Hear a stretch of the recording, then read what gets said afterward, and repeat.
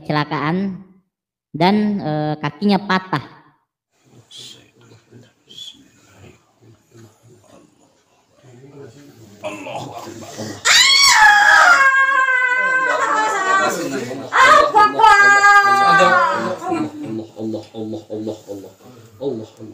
Allah Akbar. Allah Akbar. Allah Akbar. La ilaha illallah. Allah Akbar. Tulangnya. Ya Allah, lihat teman-teman. Tidak, buruk, nggak punya istri, nggak punya pasukan, bolong tangannya nggak bisa disembuhin, sampai sekarang masih aja bolong. Karena kamu, kamu emang tak tahu diri. Gara-gara kamu engkau salib dia Yesus. Kasihan dong Maria, melahirkan 9 bulan, tiba-tiba anaknya kok dijadikan Tuhan. Dasar penyembah Molok.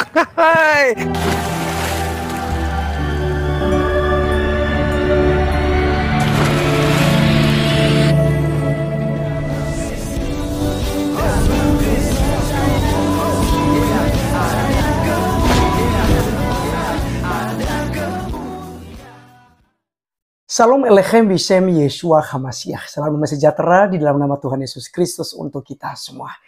Teman-teman sekalian, pada video kali ini kita akan membahas mengenai Uni Rifa yang mengalami kecelakaan. Dan teman-teman sekalian sangat prihatin, kakinya kaki kanan kalau nggak salah itu patah tulang benar-benar patah di pertengahan ini di kakinya. Itu patah teman-teman sekalian. Seperti yang kalian lihat di video tadi sampai teriak ketika diluruskan di situ dan memang tulangnya sudah terpisah. Jadi apakah ini secara kebetulan saja atau masih ada kaitannya dengan mulutnya yang begitu kejam, yang begitu kotor, menghujat nama Tuhan Yesus Kristus, mengolok-olok Tuhan Yesus Kristus. Nah, saya hanya berpikir teman-teman sekalian bahwa ini sebuah teguran baginya. Tuhan memberikan peringatan baginya agar introspeksi diri. Karena yang selama ini yang dihujatnya adalah Tuhannya orang Kristen. Allah Abraham, Ishak dan Yakub. Dan tentu teman-teman sekalian, Tuhan tidak buta. Tuhan tidak tuli. Tuhan mendengar apa yang dilakukan oleh Uni Rifa. Menghina dan menghujat Tuhan. Teman-teman sekalian, mari kita melihat videonya yang ada berikut. Kecelakaan dan kakinya patah. Jadi sebentar kita akan lihat saudara bagaimana kondisinya. Jadi Domba Suci mendapatkan video di mana di situ dia sepertinya dia sedang ada di klinik patah tulang dan di situ dia di terapi saudara sampai dia teriak-teriak. Jadi dia merasakan sakit yang luar biasa. Pak Obar di Bandung. Nggak apa-apa. Saya mau masukin dulu engsel. Pertama engsel dulu, baru tulang. Iya. Ini bengkok. Iya. Maka tadi kita langsung buru-buru. Kalau besokin udah nggak mungkin ini. Wah, kalau dibesokin beda lagi judulnya. Iya. Karena aku sudah banyak pengalaman dengan teman-temanku yang patah tulang. Nggak boleh diambil tindakan menunda-nunda tuh bisa ini kan. Jangan ditahan. Jangan ditahan kakinya nih. Yang nunjukin tempat Kang Obar ini jangan ditahan. Bandung temanku namanya Isu. Kami nginep di El Capana. Jadi jarak ke sini tadi kalau di map itu sekitar setengah jaman ngebut dari sini. Begitu dia kena langsung bawa langsung ke bilang nggak boleh ditunda. Assalamualaikum Pak Ci. Sebut nama Allah.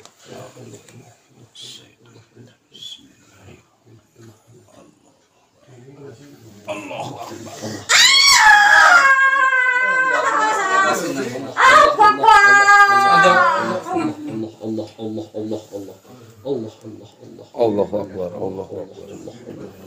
La ilaha illallah. Allah Akbar. Tulangnya. Ya Allah, lihat teman-teman. Sedikit. Assalamualaikum Pak Ci. Sebut nama Allah.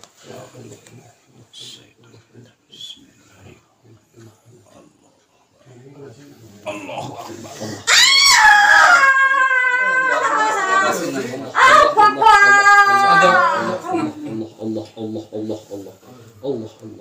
Allah Allahu Akbar, Allahu Akbar. La ilaha illallah. Dapat Dapat tulangnya. Ya Allah, lihat teman-teman.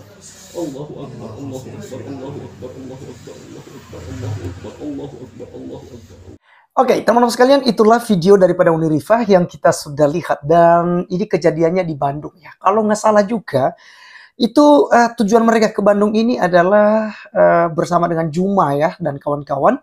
Itu menemui si Raji yang menjadi Yudas Iskariot ya. Di mana sudah menjadi seorang Kristen beberapa waktu yang lalu. Lalu karena didatangi oleh Juma, kita tidak tahu seperti apa kejadiannya sehingga dia kembali ke Islam lagi, bersahadat lagi, dan dalam bersahadat itu mereka menghujat Yesus ya. Saya sudah bahas tadi pagi teman-teman sekalian video tersebut ya. Mereka menghujat Yesus. Dan apakah memang setelah pulang dari situ ya, karena di situ saya lihat Unirifah masih sehat-sehat ya ketika mengsahadatkan si Raji. Tapi hari ini dengar kabar dari channel Domba Suci, Unirifah mengalami kecelakaan dan kakinya patah ya, tangannya juga dilakban. Itu kita tidak tahu apakah tangannya juga ikut patah atau tidak. Tapi kakinya yang sudah jelas-jelas patah sampai dia teriak seperti di video tadi ya ketika mau diluruskan. Dan itu terpisah teman-teman sekalian ya, tulang apa namanya itu betisnya itu patah total gitu ya. Itu kelihatan sekali tadi di video yang kita saksikan. Nah teman-teman sekalian, ini teringat saya dengan video-video penghinaannya, penghujatannya kepada Yesus Kristus. Dan ya kalau menurut saya melihat bahwa ada hubungannya di situ. Artinya bahwa Tuhan tidak mau dia dipermainkan. Tuhan tidak mau dia dihujat-hujat. Ya. Sehingga dia memberikan teguran ini kepada Unirifah. Dan semoga saja dengan ada teguran seperti ini, Unirifah bisa introspeksi diri. Nah teman-teman sekalian, seperti apa videonya ketika dia menghujat Tuhan Yesus Kristus? Mari kita simak berikut ini. Tidak. Buruk. Nggak punya istri, nggak punya pasukan. Bolong tangannya nggak bisa disembuhin. Sampai sekarang masih aja bolong. Karena kamu, kamu emang tak tahu diri. Gara-gara kamu engkau salib dia Yesus. Kasihan dong Maria, melahirkan 9 bulan, tiba-tiba anaknya kok dijadikan Tuhan. Dasar penyembah Molok. Tiap hari engkau kutuk Yesus. Dasar kau yang meracun, hari-hari kau kutuk Yesus. Kau yang berbuat dosa, kau yang memperkosa, engkau yang mencuri permen di supermarket. Hei, kau tak tahu diri, kau berbuat dosa tapi Yesus bunuh diri. Hei. Wah itu asik tuh, nanti yuk kita jadiin parodi nanti. Nanti kita jadiin parodi tuh. Pokoknya sebelum diskusi sama Otin kita harus ada lagu kebangsaan ya. Ada lagu kebangsaan. Ustazah atau Unirifah teman-teman sekalian yang gencar sekali untuk menghina, menistakan kekristenan. Dan teman-teman sebenarnya kita sudah sempat bahas kemarin, tetapi ada satu bagian videonya lagi yang ternyata teman-teman sekalian lebih parah ya. Dengan ya secara tidak langsung dia mengatakan bahwa Yesus Kristus itu homo.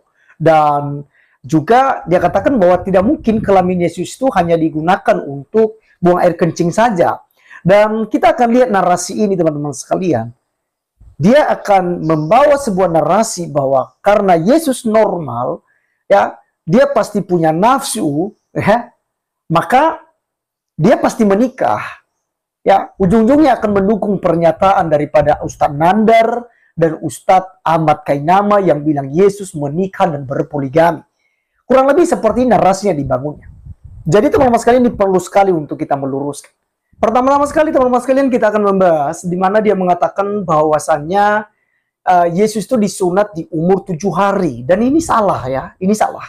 Jadi kalau kita melihat dalam Lukas pasal 2 ayat 21, dan ketika genap 8 hari gitu ya, 8 hari, sekali lagi, 8 hari, ia harus disunatkan, ia diberi nama Yesus, yaitu nama yang disebut oleh malaikat sebelum ia dikandung ibunya. Dan catat baik-baik di sini. Ya, dia diberi nama Yesus, yaitu nama yang disebut oleh malaikat sebelum dikandung ibunya. Jadi teman-teman sekalian, nama Yesus bukan sembarangan nama. Ini adalah nama di atas segala nama. Nama yang diberikan oleh Allah itu sendiri ya. Karena Allah punya visi misi untuk menjadi manusia. Dia memperkenalkan dirinya, memperkenalkan namanya yang kita kenal dalam Yeshua HaMashiach, Yesus Kristus. Maka teman-teman sekalian, ya, ini juga sebagai bukti bahwa Yesus Kristus ini adalah Allah itu sendiri. Di mana ya sebelumnya dikandung itu sudah diberitakan oleh Tuhan ya kepada Bunda Maria bahwa dia akan mengandung dan akan melahirkan seorang laki-laki dan diberi nama Yesus. Kemudian teman-teman sekalian, Yesus Kristus juga dibuktikan dia Tuhan ya karena dia adalah firman yang berasal daripada diri Allah itu sendiri. Yohanes 1 ayat 1 berkata, pada mulanya adalah firman. Firman itu bersama-sama dengan Allah dan firman itu adalah Allah. Jadi Yesus Kristus itu adalah Allah itu sendiri. Ya, bahkan tidak ada suatu pun yang telah jadi dari segala yang sudah dijadikan kalau tidak ada Yesus Kristus. Yohanes 1 ayat ketiga. Dan di dalam ayat 14 jelas dikatakan bahwa firman itu telah menjadi manusia dan diam di antara kita. Jadi teman-teman sekalian, membuktikan ketuhanan Yesus Kristus itu tidak bisa dibantah oleh siapapun. Hanya orang yang tidak berakal, hanya orang bodoh, ya, orang yang menggunakan dengkul, bukan pikirannya, bukan otaknya lah, ya, yang menolak ketuhanan daripada Yesus Kristus. Nah teman-teman sekalian, kita kembali dengan pernyataannya. Apakah Yesus normal? Ya sebagai manusia 100%. Yes. Tuhan mengambil rupa itu bukan separuh manusia. Gitu, bukan setengah-setengah. Tapi Tuhan mengambil rupa seorang manusia. Ya, real 100%. Itu sebabnya dikatakan sebagai manusia 100%. Manusia sejati teman-teman sekalian. Dia merasakan apa yang Umi Rifa rasakan. Ia merasakan apa yang saya rasakan. Dan apa yang dirasakan oleh semua orang. Tapi yang membedakan kita dengan Tuhan Yesus Kristus, Yesus tidak pernah berbuat dosa. Itu catat baik-baik. Apakah Umi Rifa bisa membuktikan bahwa Yesus pernah berbuat dosa? Ya, silakan kitab suci Anda berikan dalilnya jika itu menemukan. Atau nabi Anda yang muncul di abad ke-6 bisa membuktikan bahwa Yesus berdosa. Satu-satunya manusia yang tidak pernah berbuat dosa, yang membedakan dia daripada manusia pada umumnya. Yesus Kristus ini tidak pernah berbuat dosa, tidak pernah berbuat salah satupun tidak pernah berbuat dosa. Itu catat baik-baik. Jangan Anda hanya taunya menghina kekristenan. Teman-teman sekalian, kedua yang saya mau luruskan di sini, dikatakannya bahwa Maria Magdalena mengelus-elus kaki Yesus. Apakah Yesus birahi di situ? Gitu ya. Nah, mari teman-teman sekalian, mari kita melihat apakah memang Maria Magdalena mengelus-elus Yesus, gitu ya. Kita lihat di dalam Injil Yohanes pasal yang ke-12 ayatnya yang ketiga teman-teman sekalian. Firman itu katakan begini, maka Maria mengambil setengah kati minyak narwastu murni yang mahal harganya. Sekali lagi, maka Maria mengambil setengah kati minyak narwastu murni yang mahal harganya. Lalu meminyaki kaki Yesus dan menyekanya dengan rambutnya, dan bau minyak semerbak di seluruh rumah itu. Jadi di sini tidak ada Maria mengelus-elus kaki Yesus. Artinya ibarat apa teman-teman sekalian, kayak Umi Rifa ini ya, dia elus-elus oleh suaminya, dia sedang elus-elus suaminya untuk memicu itu birahi suaminya sama dia. Walaupun ujung-ujungnya Umi Rifa diceraikan ya. Cerai dan anaknya pun dipisahkan dari dia. Itu semua adalah hajaran dari Tuhan. Ya, teman-teman sekalian, itulah video yang beberapa waktu yang lalu, beberapa bulan yang lalu saya sudah bahas hal itu.